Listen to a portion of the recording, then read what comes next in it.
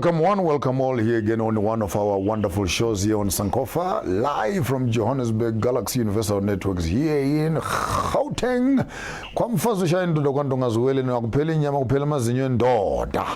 Beautiful city we are in, and today we are excited. Sinosisi Khumbuza, or Mama Khumbuza, or Rahadi Khumbuza. I don't know where you want to fit her in. She's in the house, Bavu. And the conversation starts rather with an interesting WhatsApp message, or rather a Facebook message that I wrote a few weeks ago, so to say the least, and I highlighted quite a number of questions. So allow me just to take you through a few of these questions. I don't know if you'll be able to cover all the questions. And maybe just greet the people while I'm getting my eyes off the cameras. Who is Khumbuza? Where is she coming from? Okay. Good evening, ladies and gentlemen. My name is Khumbuza Bavu, born and bred in Eastern Cape, in Tata. Okay. In a small village called Engaleni. There was a no, I'm not from Ekonge. So Engaleni, in a small village, when it's raining, lapa imodas pool. Okay. The cars, they don't go out. So if we are born Zulu, you quickly start your car. We give a phezulu.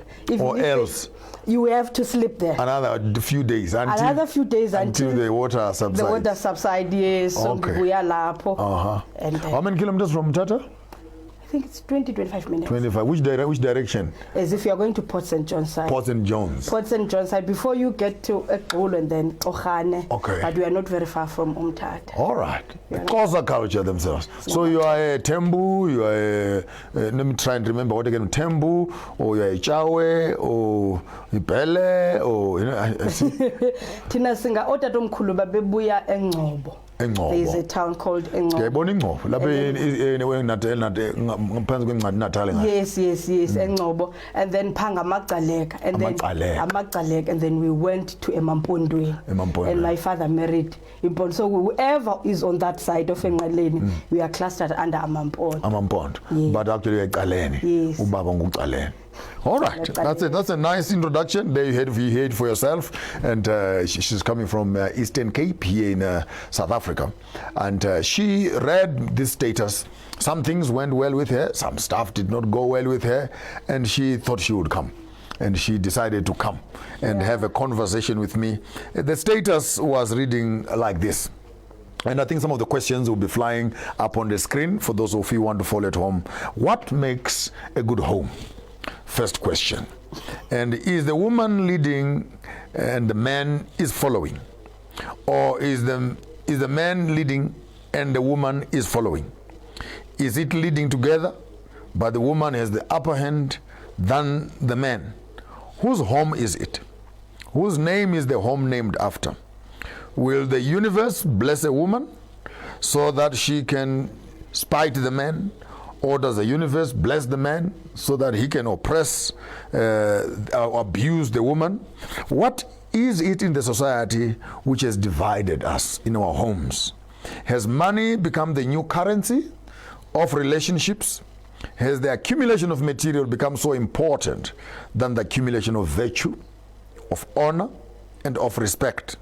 What is it that men are looking for?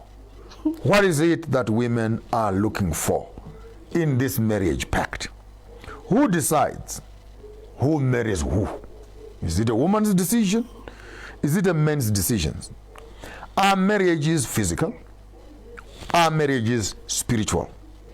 What are the causes of high divorce rate in our society today and the reason of so much tensions in the homes? How do we solve these maladies and these problems? Has Christianity increased our responsibility towards each other, or it has decreased our responsibility? Why are the statistics of divorces so high? Show me a prophet in the Bible, show me a disciple and his wife throughout the whole text. Isaiah nonkosikazi wakhe, Jeremiah nonkosikazi wakhe, Jesus nonkosikazi wakhe, or Peter and his wife. Did Yah call Abraham and his wife, or he only called Abraham alone? What is the true model of a family? That question will keep on echoing according to the typologies of thy will be done on earth as it is in heaven. Why will there be no marriages in heaven? For those of you who believe in the Bible, why will there be no marriages in heaven? And is there something wrong with it? And what could be the missing link in the construct of modern homes? What does it mean to marry? Do we need certificates to get married, or cultural rituals are enough for us to get married? And last but not least, and I sat down and I thought, what can we do to build sustainable homes? And my conclusion was, one day of favor is far much more and greater than a whole lifetime of labor. That's true. Welcome aboard. Thank you, sir. I'm all yours.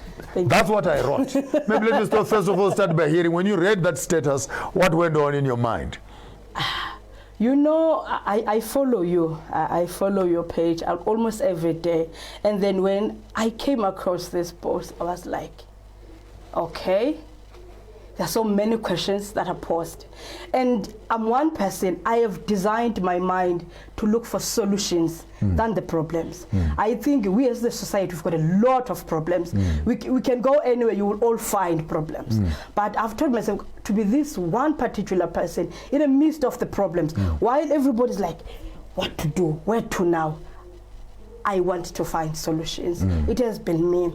And then the first question was on this board, what makes a good family, a beautiful family?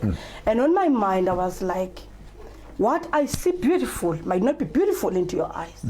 And what you might see beautiful might not be beautiful in my eyes. And they say another man's a best, it's another man's a disaster. Poison. Exactly. And on my mind, I was like, when I define a good and a beautiful family, it's where there is endless laughter. The mother and the father are present. That's how I define a beautiful family. When these two link, there is less fights, there is less complication, there is less complaints. I think that creates a warm and a loving family. That was my own understanding. And then when you pose that question, I was like, what is also going on into your mind? What made you to ask? You want to ask the question to the question. Yes. Why am I asking this question? Yes. Because it's like, it's more of, you have discovered that there is a problem. And this is the problem. And then you are posing these questions out there. And on your own mind, how would you define a beautiful and a loving home?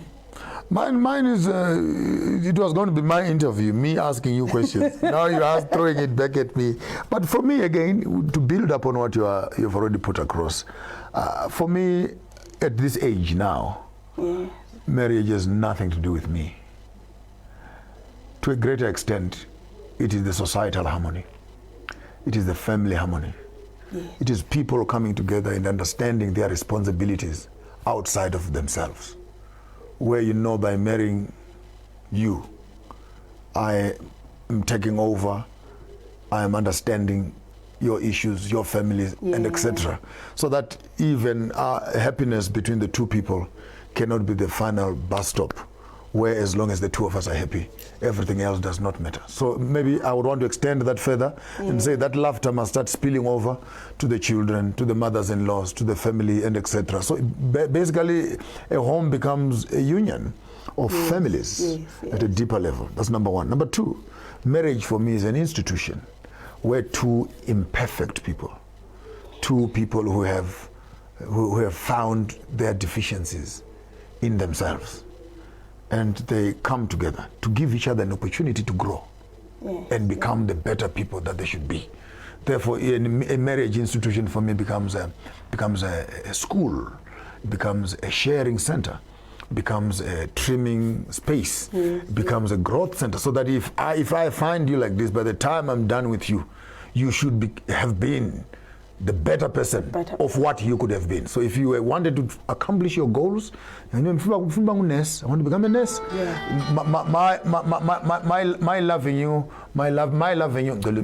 My loving you must be so profound that I must be prepared to put the wheels onto your table, onto your car, and assist you to drive in the direction which you want to go.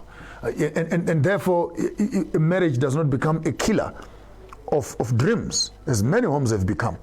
saying, I want to become this, and then by the day they divorce, you hear them saying, I wasted my life. I should have, as if you were fast asleep during what. So for me, that's quite a long definition of marriage, but I want to say maybe it's a development center. But as long as people admit their insufficiencies and inefficiencies, and the other person understands that as they are growing, I'm also growing. So the question that we must be asking each other is that, how can I help you to become the better you? And you also ask me every morning, what do you want to do today to become better? Then we start dreaming together. And I think when people are satisfied with themselves, they tend to become better for each other. That's my definition. That's powerful. Yes. Sorry, it sounds like a seminar, but that almost covers most of my elements in my own space. What I might want to define as a good marriage. That's good. You are now you're an aunt now. You're a mother, sister. You're everything that we can be talking about.